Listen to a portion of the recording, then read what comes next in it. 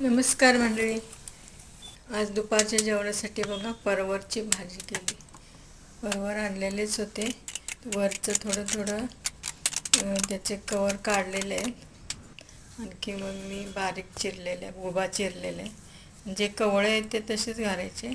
ज्याला बिया आलेले आहेत ते काढून मग मी असे तुकडे केलेले आहेत. बघा मी भाजीला फोडणीला तेल हे जिरे मोहरी कढीपत्ता हिंग हळद मीठ तिखट परत काश्मीरी लाल तिखट धना पावडर जिरा पावडर गरम मसाला हे सर्व घालून मी फ्राय केलेले कांदा टमाट्याची फोडणी दिलेली जिरे मोहरी कढीपत्ता हिंग. कशी वाटली तुम्हाला ही भाजी? थोडंसं पाणी घालून शिजवायची, जास्त पाणी पण नाही घालायचं.